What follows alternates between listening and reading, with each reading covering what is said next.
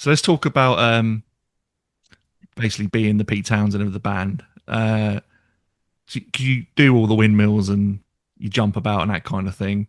Windmilling is something else that I think I've tried it once and thought, yeah, I'm not trying that again. How long does it take to learn how to do a windmill? Because I think you're doing it properly. I mean, I don't want to sound patronising, but Yeah, you're definitely doing it properly. And how the hell do you do it?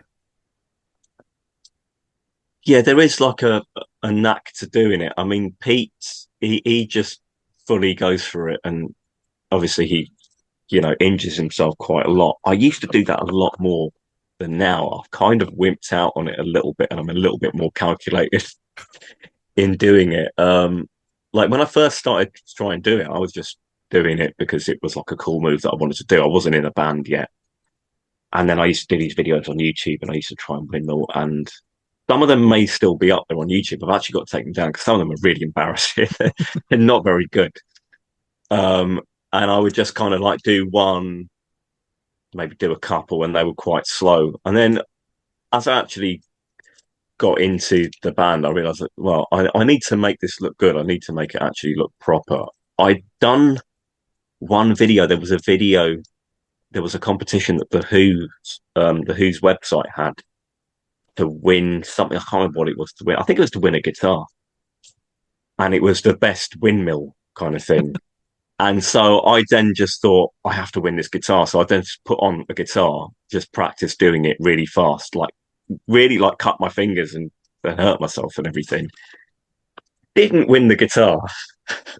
I think it was only me and my friend Andy, who was the drummer of Who's Best, because he plays guitar as well. He's a very talented multi instrumentalist now. Um, I think it was only us that did like a proper attempt at doing the windmill, and then someone else won it because they'd done a video that was really professional, where they basically that they were in their like garage in America, and they put on their guitar. It's a bit like a Back to the Future kind of thing. It was all shot with different angles, and they broke a string or something like that, and then they broke the guitar. It was like it wasn't a proper windmill, but it was a very good video. But the upshot of that was I was kind of like, I can do this. I can actually windmill quite fast and physically get my shoulder to go round, because that's like part of it, to get your shoulder to go round fast enough. Then it's not having all the blood rush into your hand, which really hurts when that happens. And then it's just like hitting the strings is the third part. And the only way that I found to do it is that you've got to kind of like, if you build up momentum in the swing, it becomes easier doing it, because then it's not so much from your shoulder. It's kind of just like your arm takes on its own momentum.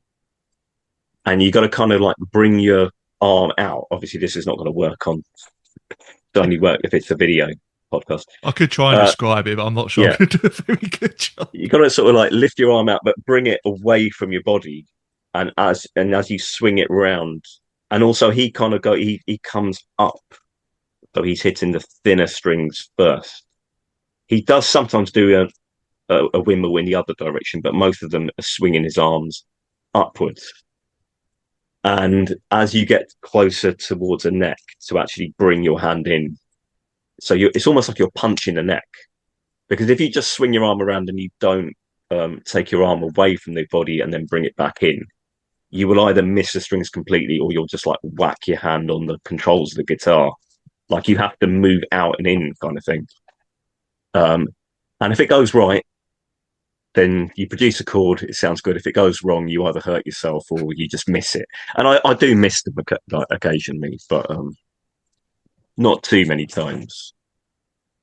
But yeah, it has gone, it can go. I break nails all the time from doing it. And also the plectrums, like after one gig, a plectrum just looks absolutely destroyed. Because you just take so many notches out of the edge of the plectrum doing it. It's like, yeah, I have to use a lot. If someone can invent a plectrum that can withstand the windmilling, I will gladly endorse them. Yeah, that's definitely needed. That was a very in-depth explanation. I'm very Yeah. happy about that. I've actually got a video on YouTube showing you how to windmill. Oh, really? Yeah, yeah. Because someone said, "Can you do?" A few people said, "Can you do a tutorial on doing this?" And I was like, "Okay." I'll do one. And then I've known people who've like had friends who've seen it and gone, "Oh, is this like my friend was talking about this video? Is that you doing this video?" Probably like the best watched video that I've ever had on YouTube. Oh, fair play. How painful is it when you lose a fingernail from windmilling? Is it kind of the adrenaline keeps you going and you don't notice, or is it you do it and it's straight away like, that really fucking I mean, yeah, it hurts initially, and then yeah, mainly the sort of adrenaline of playing the gig gets you by. What does happen also is that if not just from losing a fingernail, but I've cut my thumb like loads of times, and then when you get blood on the plectrum, it then gets really sticky and it sort of gets awkward to hold the plectrum because it's got blood on it. Um, and then it does start to like throb after the initial, after you've come down from the gig. But also whenever you get it wet, so whenever you're like washing your hands or anything, like it really stings because of that. So yeah, like doing the gig is not, a big problem. It's just yeah, it's mainly after the gig, are you and then hunting not around and not having a fingernail for a while. are you hunting around the stage afterwards looking for a fingernail, or do you just No, I mean it's nothing. I don't know what. I think I've heard Pete has someone had them glued back on or whatever. I mean, I've never lost that much of a fingernail. It's more across the quick, okay. and then you just got to wait for it to grow back. But, So how long does it take to grow back? um, I suppose like probably like a couple of weeks or something like that. That's not too bad. It depends how much of it you've lost, but yeah, it mainly just cracks. And another thing, I have to like remember to try and keep my nails short because the longer they are, the more chance you've got of actually catching it. Yeah, I can well imagine. um so you say that he's kind of bottling it a little bit with the windmilling more these days. Is that like a what is it? Is it because you're getting older and is a bit of fear crept in, or is it kind of, well, I don't need to do that all the time. I'm established now as that guy in the tribute band. I don't need to keep windmilling. I'll tell you what it is more than anything. It's like the more sort of aggressive I am with doing the windmilling, the more chance I've got of sort of damaging the guitar more than myself. Because I used to do like I was windmilling a lot, and then I used to also sometimes use a microphone stand to sort of like saw the neck of the guitar, kind of like run the neck of the guitar along the guitar stand. And I noticed after a while I had all these dents in the frets that some of them were actually like catching the strings when I was trying to um, bend the strings. And I can't. I think I mean, it's mainly doing the mic stand thing, but it also I think is partly from windmilling on the guitar and like hitting it really hard. And sometimes I might have caught the edge of the guitar as well and just sort of like knocked dents into it. So I started to think I'm going to be a little bit kinder to the guitars because unlike Pete Townshend, I can't just sort of break it and then have the money to repair it and everything like that. So that was a big part of it. And then also I was thinking, well, I am doing most of the windmills and I am doing them quite fast and managing to do them without actually hurting myself. So if I can do that, I might as well do that instead of just fully swing my arm. And I'm probably also going to miss like quite a few windmills doing that, as well as also, you know, hurting myself. So yeah, it's a little bit more calculated in how I do it now. But I think it still comes across like visually the same, and I still hit the majority of the windmills. So Yeah, so it's more quality, not quantity these days.